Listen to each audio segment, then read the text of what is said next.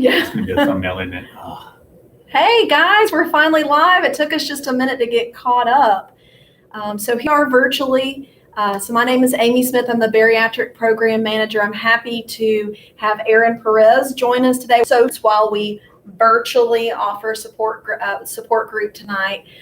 So glad that you're able to join us.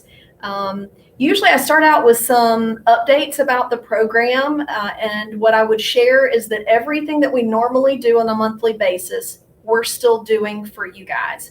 We're just doing it virtually. And so whether it's cooking class, yoga, I know Miss Tessa just taught yoga class a minute ago, so you guys will see that shortly on our Facebook as well.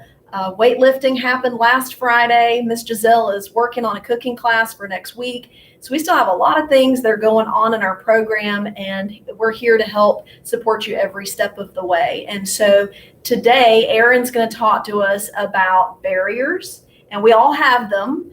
And you know, whether it's in our work life, our personal life, or whether it's a goal that we have, and we have things that come up that make it harder to reach our goal. So he's going to help talk us through what we can do to overcome our barriers. All right, thank you, Amy. All right.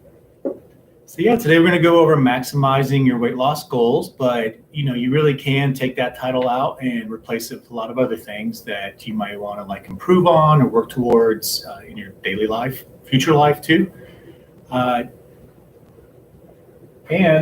to overcome barriers that are standing in the way specifically, because those come up, those life stressors, especially with everything going on with the coronavirus and being quarantined is amplifying everything.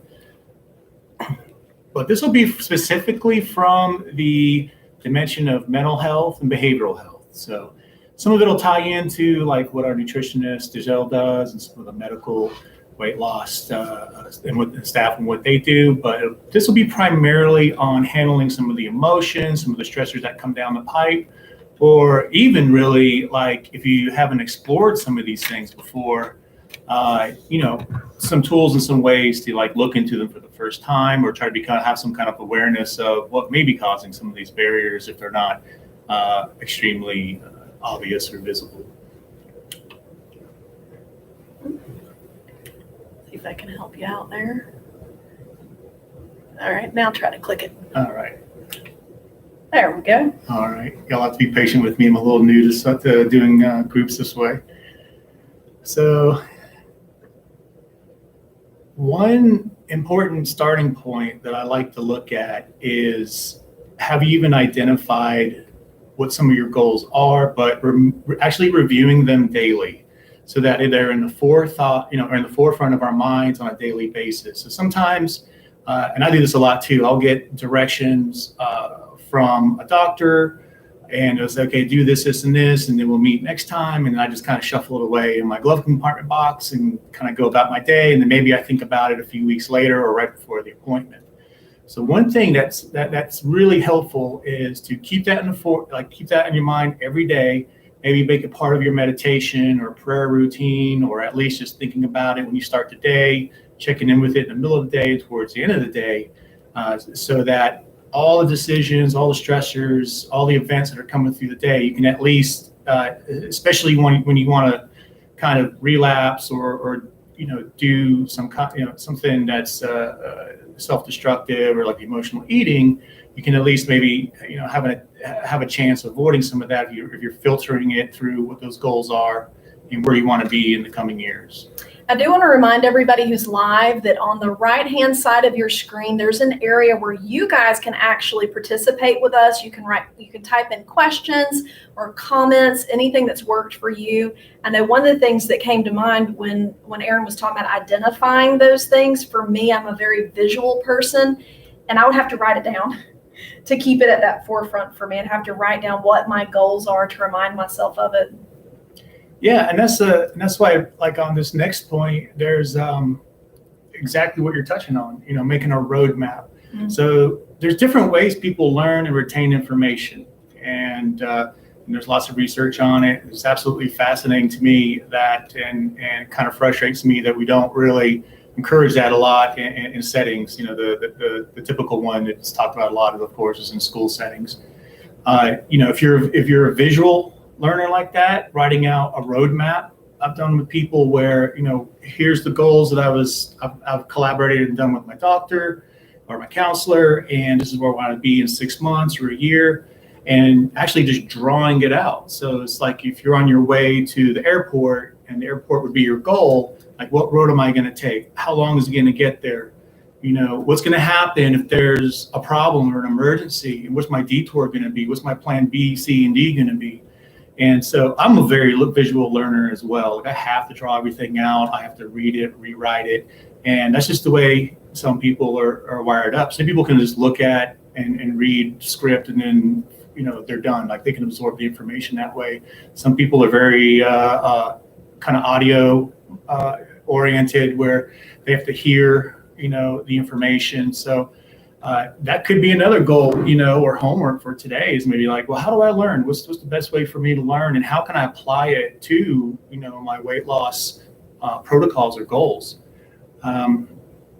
Another thing is, as you're writing out your goals and working on them, is to really internalize what those goals are and not just think about them kind of rationally and logically, but really internalize them inside and try to connect them with your core beliefs, especially if it's something constructive, positive. And that can be done through meditation. That could be done through just like writing down. So when you write things down, I know we're doing it less and less these days with how computerized we get, but if you're writing down your thoughts and why you're going through, the surgery or taking care of yourself afterwards, or even just maintaining, if you're on a diet plan, really internalizing it inside your core self and connecting it to something good that you believe in, and not just, well, I need to do it because of medical reasons or because my family wants me to, but really internalize it. And some of these tools that we'll talk about in a moment, you can use to do that instead of just having like somebody like me lecturing you or the people around you lecturing you and telling you what to do. Sometimes that can be almost a discouraging thing, but some of these tactics are really good about helping you connect with yourself and your inner self, and not just the logical part, but the emotional parts as well, which is a little bit much to kind of wrap our heads around sometimes if you're not used to it. And thanks. Mm-hmm. Okay, put us back where we are. Oh, did I click on it? Yeah. I'm fidgety, so if it's just clicking back and forth, you're not having computer problems. All right. And a concept of envisioning your future self. This is something that has helped me a lot in the past, especially like early on in college and doing some of these big things that were very high risk. Like, man, if I spend all this money or if I invest all this time, if I come here in front of this camera and broadcast all over the internet for the first time for group, it's high risk. What am I going to, I'm going to lose, what if I can't do it right? And so I try to imagine and encourage patients to use future self. So, instead of just thinking, definitely thinking in the past can be pretty not so good unless you're using it for insight or to kind of explain kind of how you got. And then some people kind of, staying in the moment is good for getting through whatever challenges you're going through in the day. Future self, of course, is usually associated with like anxieties and worry, and then that can kind of trip us up and, cause problems.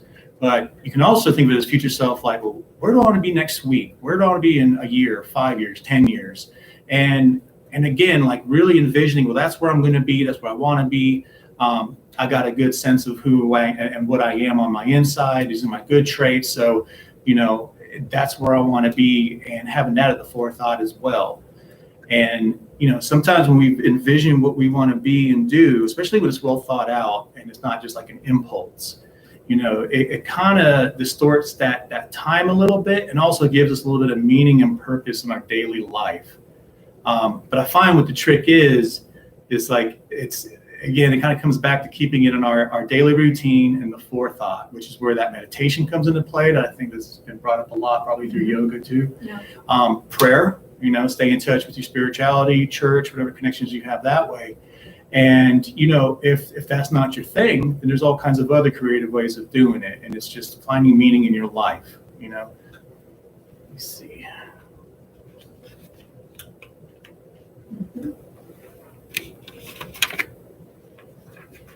All right, so barriers, what is getting in the way?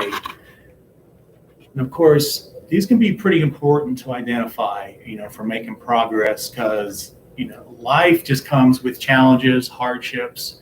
That's just kind of, it's part of everything around us as the sun and the moon and the sky. There's going to be challenges that come down the pipe all the time. And hopefully, there'll be plenty of good times and positive things in our life in between, which is good to focus on to get through those bad times. A big question I try to ask people, what kind of problems or barriers have you identified so far? What do you find is in the way of helping you get to your goals, or distracting you from your goals, and then you just kind of sit idle for a while and don't really spend the attention on it? And if you have, and also what's important is identifying, if you've got some coping strategies already. So if you've learned some ways to avoid the emotional eating, if you've learned some ways to avoid the drinking alcohol or over shopping and things like that, write those down and enhance upon them and add new ones. Now, if there's the negative ones, there's positive coping strategies as well, attending these kinds of groups, meeting with a nutritionist, going for walks. And if you don't have a coping strategy or a set of them, that happens too sometimes, and sometimes that's avoidance, it's the anxiety of change. It could be a typical coping way of defending ourselves, keeping ourselves safe in order to avoid pain and stress, because these kinds of emotions that get stirred up from the stressors and problems in life, they're there for a reason, and they're kind of our radar. So if you have years or decades of dealing with problems a certain way, like shutting down or avoiding them, and sometimes it can be hard to identify precisely what those barriers are. And in those cases, that can be kind of sorted out through groups like this, particularly when we meet in person, because then you can also interact and talk with your alumni and your peers that are going through this, and or you hear them explain what they've identified, and maybe you can start to make connections. There's individual therapy as well, meeting with me or meeting with a counselor, meeting with your parishioners at church, priest. It can be some ways to get that information out, to have it surface and think about as well. And then, of course, maybe you're not ready to talk to people and do all that. There's always worksheets and self-help books on this, with a couple of strategies we'll talk about in a minute, and you can do it yourself and start there. It really is kind of meeting you where you're at, what you're comfortable with, and starting there. I'm real big. I'm not trying to pressure people into doing things a certain way. Yeah. I'm noticing we've got a little group here that's live with us tonight, and so I just posted a question on the right-hand side of your screen. It just says, "What barriers do you see or have you had?" So if you have something that you'd like to share with us, something that you have found that is a big barrier for you, if you would like to put that on there, or if you've got questions along the way, just go ahead and type in there. I'm interested to see from your perspective what kind of barriers are most difficult for you, and maybe some of the strategies that you've had. All right, thanks, Amy. If they come up, I'll let you know. Yeah, let me know, because I have a hard time doing three I'll things read the at once. comments for him if you guys have something to say. Yeah, I welcome those. That'd be great. So a couple of tools for working through this, and it's identifying barriers, it's and for using on a daily basis, and having some self-realization as well to get through anything that might be in the way of our lives and our goals with weight loss. The first one, and a lot of you have probably heard this before if you've gone through any kind of counseling or have family members, CBT is cognitive behavioral therapy. It's kind of the soup du jour right now with counseling. It's kind of the most common one in use right now, but it does have a lot of really good components for going through this process. And pretty much, to oversimplify it, is going to be, I get it up there? Yep. All right, there it is. Uh-huh. You want to help me with that? I got you. I think I might be forgetting that without a few more sessions. I'm your wing person. I'm kind of used to standing up and doing that. I know, right? And looking around. Yeah, there's three main components to CBT, and that's one of the earlier forms of cognitive behavioral therapy. It's our thoughts, our feelings, and behaviors, and how they interact and influence each other. And the central role in that is going to be your cognitions and your thoughts. And that's because our brains are constantly processing information. Even when we're sleeping, you're doing, you might remember dreams, you may not, but it's working, repairing itself and repairing your body and all of your vital organs. But when you're aware and awake especially, you're not only processing information to move and breathe and see things, but you're also processing your thoughts, your emotions. And that's where some of us can kind of get in trouble is really, especially if we didn't really learn to do it very well when we were younger, or to cope with stress and analyze and apply those emotions appropriately, and the reactions that we take next, the behaviors. And that's what the behavioral part is. So if we're, let's say, you're in a situation, I'll just use road rage. We're driving down the road and we get cut off and it triggers an emotion, rage, anger, fear, maybe you get startled and you just want to, and so there's that moment there where we have to process that emotion cognitively, logically, right? Now, if that's a little unhealthy or not so great, then we may just go with that emotion, how we're feeling. So if we're feeling angry and rageful, then emotions are rooted in the older part of your brain. So, and that's there for like defense, fight or flight or freeze. So if we don't have a good grasp on controlling our emotions and making appropriate choices, then that can trigger, fighting, chasing somebody down, giving them the bird, things like that, things that might get us in trouble. Now, between what we're experiencing and what our reaction is going to be, there's a moment where we can make a choice. And that's where, not reacting, staying in the moment can be helpful. There's a couple comments that are popping up. So one of our patients said, I found emotional eating has been my biggest barrier. You're not alone. That's very common. And she says, I've had to learn to change my mentality and not run to food on a bad day. Now I open up to my husband or go for a walk, play with puppies. Ooh, I like puppies. Who doesn't like puppies? Okay. And somebody else said, I haven't had surgery yet, but I'm just getting started with the process. But I have noticed I eat when I'm bored. That's a big deal that you've recognized that. And then she says, I have started trying to read when I start feeling this way. So this is good. Excellent. Okay, Excellent. Great.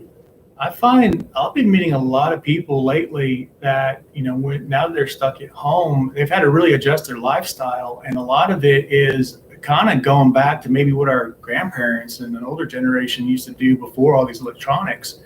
And a lot of it's analog, a lot of it's reading and writing letters to loved ones and family, for the first time in some cases, just to have something to do. And it's different because there's only so much time we can spend on the internet, and connecting with people like that, I think, is another good way. So if you can think of some ways to keep your minds busy in a productive way, and when you're reading, you are actually learning, or you're actually entertaining yourself, but in a different way than just passively watching television. So you're actually making neurological connections because you're using your imagination, and you're the one filling in all the gaps in that story yourself. So it's a great exercise, but it takes a bit of discipline. I'm not, I read mostly research. I don't read as much for fun and entertainment like I used to, and I kind of miss it.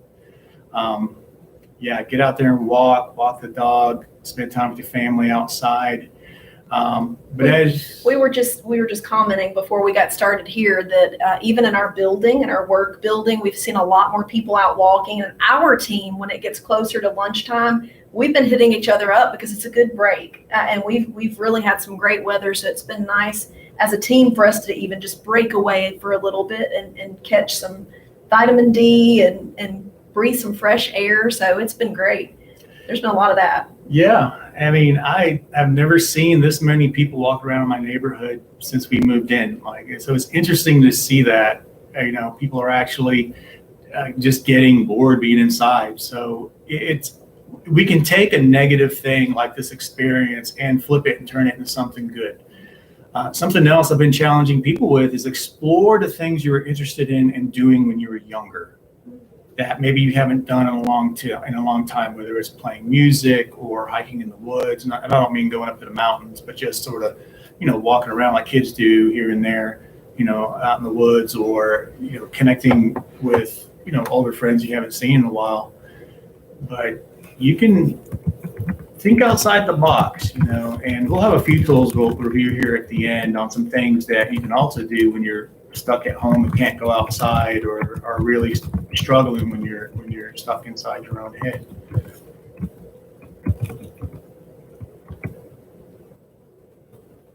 Question? Asking them, what would you like to get back to? All right. So think of your emotions as a radar. All right. They do serve a purpose. Don't beat yourself up because you have them. We all have them, and you would probably be in, people who don't have emotions or they're probably in more trouble than people that have too much emotions. Because if you have too much emotion, you at least have something to work with there. And I'm talking in extremes here. I'm not talking about just being dissociated a little bit. So they're a radar to help you make a decision on what to do next to keep yourself safe. It's just that unfortunately it gets a little distorted and a little broken, or just needs to be adjusted because we just haven't developed those skills. But as you get to that point, and that's where like meditation and some of these tools and the yoga and the prayer, they're going to help you in that moment when you have to react or make a choice from that emotion. And, in a sense, you can kind of call it free will, because we can't screen out what we're thinking and feeling as well as we can the action that we make. So we can feel like harming somebody, because that's just a feeling that comes up when they make us mad. But most of us don't act on it.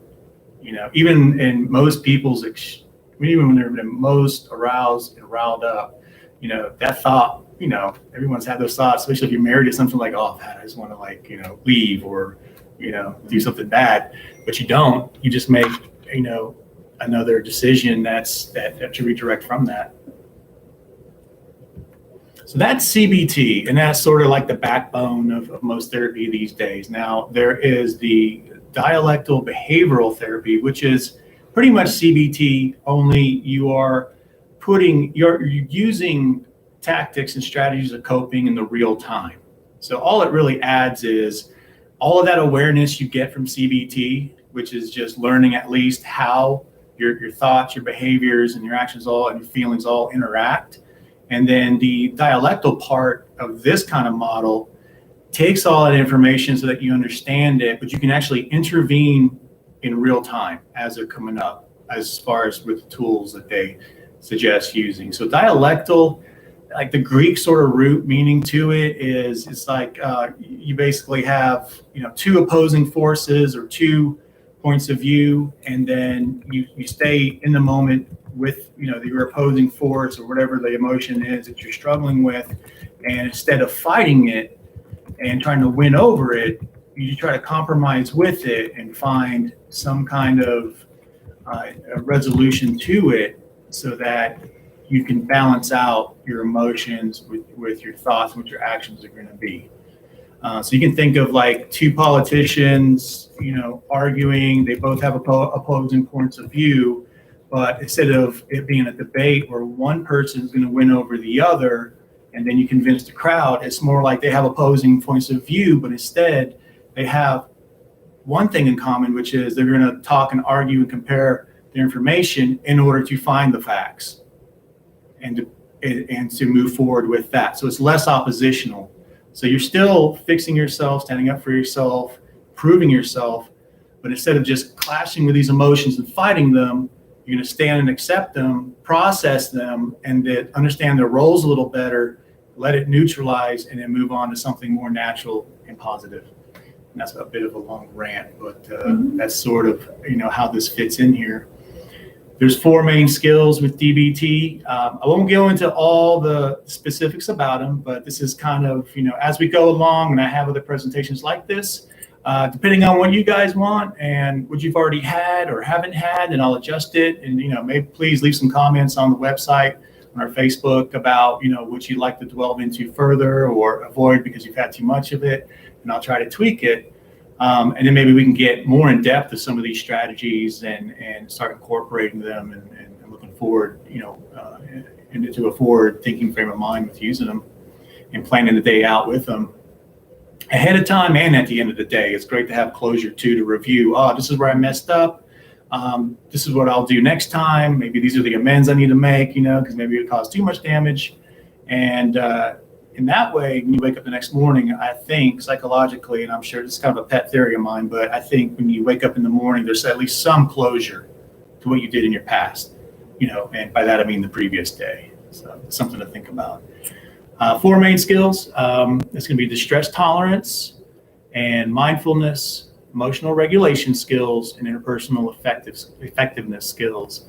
And mindfulness, I think you guys have covered that quite a bit, and that kind of plays into meditation as well as being a good exercise and be aware of that.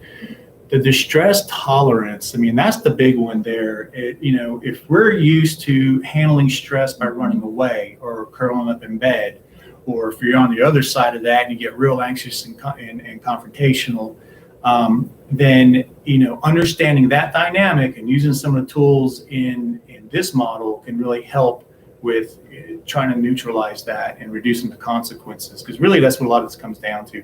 What are the consequences of my, not so much the emotions, but how I act on them, and how are they affecting me medically? Are they affecting my relationships? Are they affecting my work, my function? So that's where you can kind of see how it starts to sprout out and connect to some of your different, issues. Now, if you got a good thing going, then it's helpful to kind of talk with and share that with people as well, so they can kind of see that, help lift them up. It keeps your recovery going, and it gives you a sense of purpose and meaning. And it also shows and helps people, of course, lift up and then see where they can be after, whatever process they're going through for their weight loss. And that is it for the most part. There are some resources. Normally I would kind of hand this out, but since a lot of us are kind of locked up and limited in our movements right now, pretty much everything you can find online nowadays with this, which is great. There's apps. If you go to, if you have apps, if you can access that, you can go to DBT and anxiety, DBT and depression. I think there's some in there even as well for DBT, CBT, weight loss, eating.